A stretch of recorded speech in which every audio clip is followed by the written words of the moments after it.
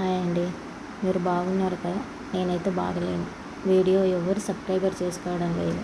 కానీ ఈరోజు నేను నెయ్యి తయారు చేయబోతున్నా. ఫస్ట్ పాలు కాగబెట్టుకోవాలి. పాలు కాగబెట్టుకున్న తర్వాత మనం 1/2 లీటర్ అయినా సరిపోతుంది. 1/2 లీటర్ పాలు కాగబెట్టుకొని బాగా పొంగు వచ్చే వరకు ఉంచిన తర్వాత మనం వాటిని పైన మీగడ తీసి బాగా ఒక 10 నిమిషాలు బాగా మరగాలండి. ఎప్పుడైతే పాలు బాగుంటాయో నీళ్ళు కలపకుండా పాలు బాగుంటాయో మీగడ వెన్న శాతం బాగుంటుంది.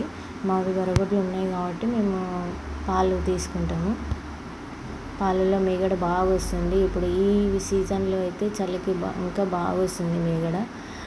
నేను ఇంతకుముందుకు తీసిపెట్టినది రోజు తీసిపెట్టినది అంతా అట్లా పెట్టి ఫ్రిడ్జ్లో అలా పాల మీద మీగడ అంతా ఫ్రిడ్జ్లో పెట్టి లాస్ట్కి మనం నెయ్యి చేసుకోవాలనుకున్నప్పుడు మనం ఒక చిన్న గిన్నె పెట్టి నెయ్యి కాడికి సపరేట్ గిన్నె పెట్టుకోండి, బాగుంటుంది. ఊరికే అవి పెట్టకుండా పెట్టి అందులో వేడెక్కిన తర్వాత నెయ్యి పోయాలి. మీగడ తీసుకునేది పోయాలి. మీగడ పోస్తే మనం చిన్న స్టవ్ సిమ్లో పెట్టాలండి. స్టవ్ సిమ్లో పెడుతుంటే మనకు అదే బాగా వేడయ్యి లోపల నెయ్యి వస్తుంటుంది. ఇది బాగా ఎప్పుడు మనం ప్లక్కర్ పట్టుకొని దాన్ని తిప్పుతూ ఉండాలి, లేదంటే మనకు అడుగు పట్టిపోతుంది మొత్తం. అందుకు మనం బాగా తిప్పుతూ ఉండాలి. ఇది మీరు వేరే అయితే మిక్సీ పట్టుకొని అది మీగడ తీసి అట్లా చేస్తారు, కానీ నేను అట్లా చేయనండి. ఎప్పుడైనా ఇట్లాగే చేస్తా. అది మనం మిక్సీ పట్టుకొని మళ్ళీ చాలా పని అది.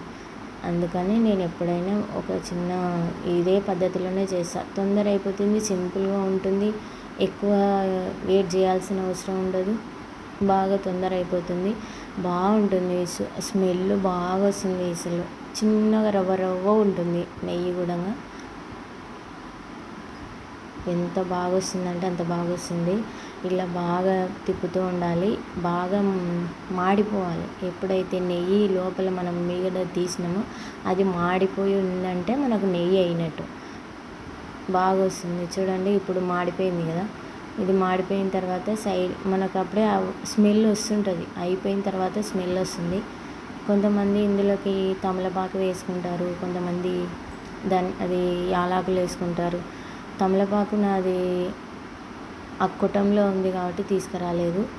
నేను యాలకులు వేస్తా. ఎప్పుడు మా చిన్న చెట్టు అని వేయట్లేదు. బాగుంటుందండి, ఏది వేసుకున్నా బాగుంటుంది. వాసన స్మెల్ అయితే భలే వస్తుంది. ఇది ఒక చిన్న జాలి ఉంటుంది కదా, అయిపోయిన తర్వాత మనకు చూడండి. ఇప్పుడు మీరు పైకి తీసి చూసిరంటే మీకే అర్థమైపోతుంది నెయ్యి అయ్యిందా లేదా అని. నేను పాతది ఇంతకుముందుకు చేసిన నెయ్యి కొంచెం ఉంటే అందులో ఇది నెయ్యి వడగట్టుకునే జాలర్ అండి. అది సపరేట్ నెయ్యి కాడికి జాలర్, అది అందులో వేసుకోవాలి. చల్లగా కావాలి, అప్పుడే వేడిది పోస్తే వేడివి బాగుండదు. సీసా అయితే కానీ సీసా పగిలిపోతుంది చూడండి. మామూలుగా మనం చల్లగా అయిన తర్వాతనే పోసుకోవాలి.